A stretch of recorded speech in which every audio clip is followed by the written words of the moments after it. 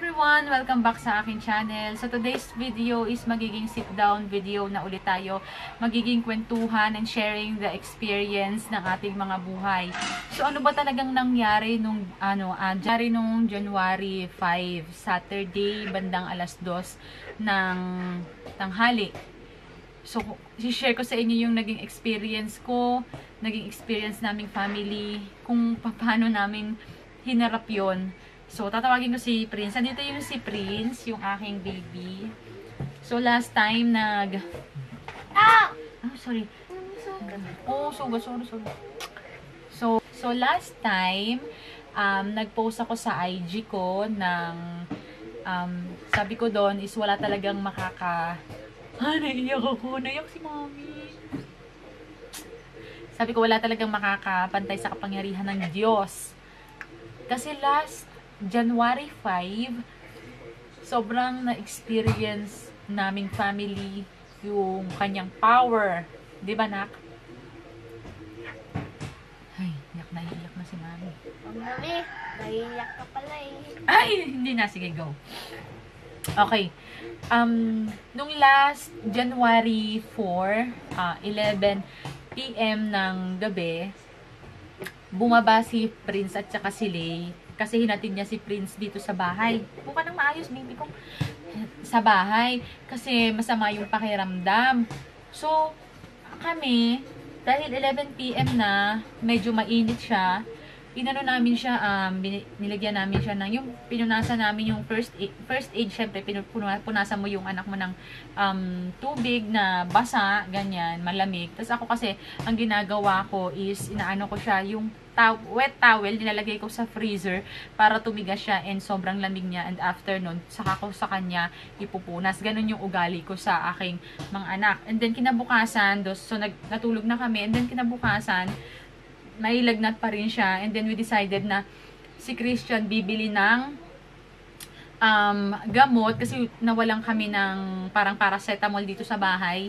So after lunch, bumili si Christian at saka si Christian Lane ng gamot sa mall. So, umalis na sila. Ito si Prince at saka ako is naiwan kami dito sa bahay. Si Prince, nandun siya sa higaan niya. And then ako naman nandito. Currently filming. Nagpi-film ako ng reviews. And, na-check ko naman na siya. Nung napunasan ko naman na siya. And then, ang buong akala ko is nagpapahinga na siya. Ganyan. So, nung sa kalagitnaan na ako ng pag-film, malapit lang naman yung pinag-filman ko at saka yung kanyang higaan. So, rinig ko kung ano yung nangyayari sa kanya. Ganyan. Tapos, nung nakita ko na bumangon siya, mamshi, and then, umiiyak siya, nakita ko na yung kamay niya parang gumaganon na parang tumitigas, naninigas. Yun kasi yung kanilang mga parang sakit every time na meron silang lagnat. Alam niyo yung nakaka-nervyos na ganong eksena, yung parang basta yung parang sa sobrang taas ng lagnat gumaganyan, tumitigas siya. And then dali-dali syempre, dali-dali akong tumigil, and then pinuntahan ko siya.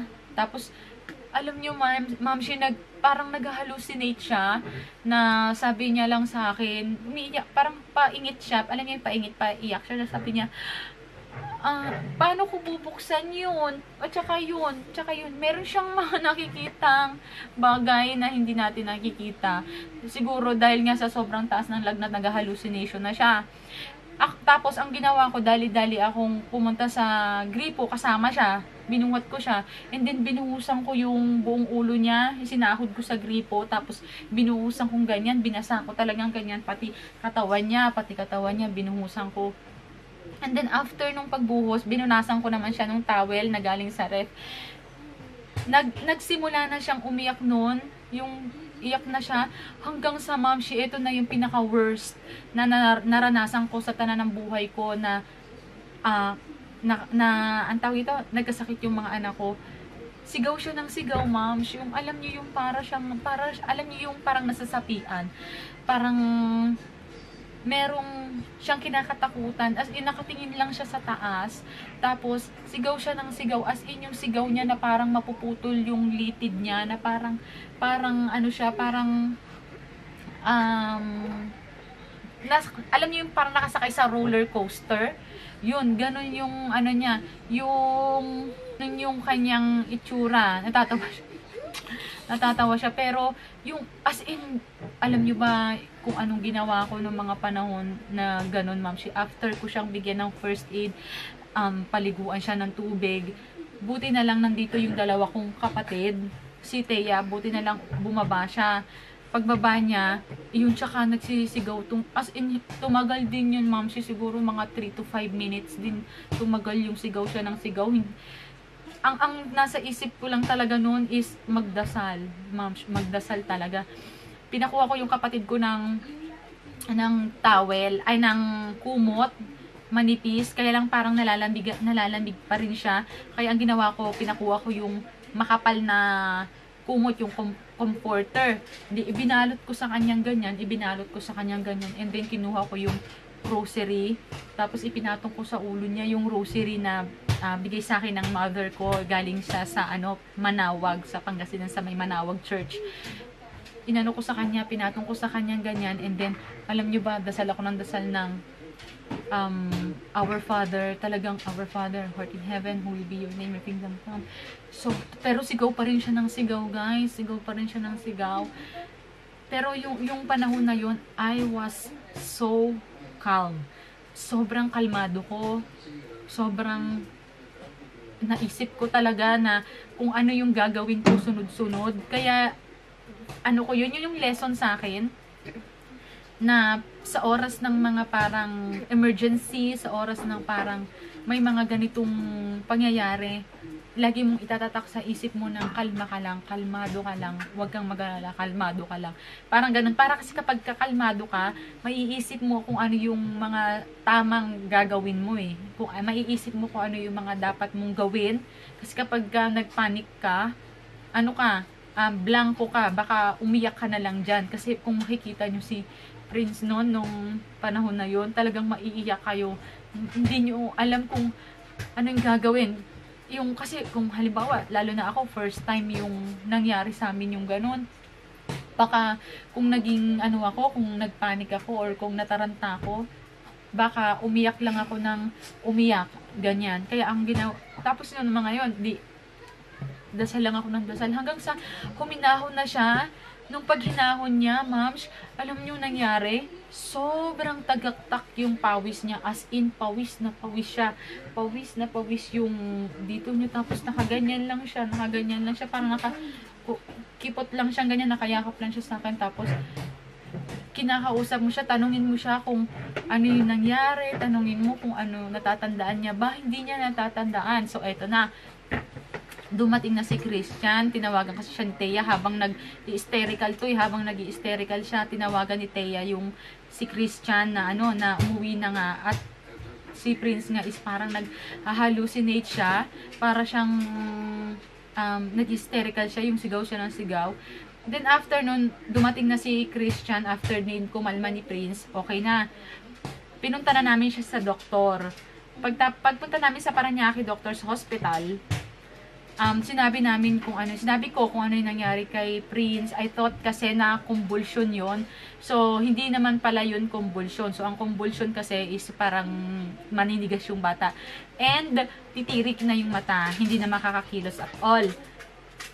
So, yung sa kanya, sabi sa akin, is dala yun ng matindi niyang, or mataas niyang lagnat, yung bata na yun. Tapos, tinanong ko na rin sa kanya kung possible ba na mangyari ulit yon, kasi syempre para lagi tayong handa, diba? So possible yon if mataas yung lagnat niya. Kaya niresetahan siya ng gamot, niresetahan siya ng para sa lagnat lang, kasi yun lang naman yung niya, lagnat. Wala naman siyang anything na problem nung nagpunta kami doon. Ngayon medyo may sipon pa siya, pero pagaling na siya. Di ba, nakagaling ka na, baby, no?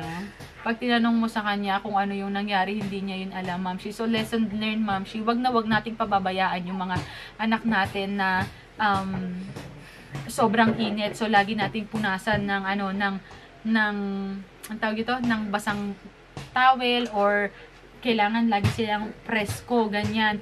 Tapos, laging painumin ng gamot. Ang pinayo sa amin nung doktor or yung nurse doon na nag-asikaso sa amin every 4 hours. Painumin siya ng gamot, and then if ever na mangyari ulit yon, yung ganong pangyayari na mag-steril siya or magsisigaw siya, ibalik siya sa hospital right away para maobserbahan, ganyan. So, nagpapasalamat talaga ako, guys, dahil nung panahon na nangyayari yun, alam nyo, kalmado ako. Yun yung pinaka naisip ko talaga, maging kalmado at saka walang ibang tutulong sa atin. Yun na nga yung sinasabi ko sa vision board, kundi tayo at si Papa God. Yun yung ating, yun yung ating laging tatandaan. Kasi tayo lang talaga, kung in case na halimbawa katulad namin, kami lang yung nandito sa bahay, wala yung isang anak, wala si Christian, kami dalawa lang. So anong gagawin, 'di ba? Maganda kung alam natin kung ano yung gagawin natin, ganyan. So ayun, share ko lang yung experience ko, Ma'am Shi, nung January 5, sobrang talaga nung January 5, sobrang ang haba ng gabi, nung gabi na yon. Akala namin mauulit yon kasi nung nakahiga na siya, nagising na naman siya, and then parang iiyak na naman siya. Tapos alam niyo, rin tong bata na to, kasi sabi niya sa akin nung parang siguro nararamdaman niya na rin na parang hysterical na naman siya, kasi ayun na naman may nakikita na naman siyang hindi namin nakikita. Sinabi niya sa akin, Mami, pray mo ko, yan.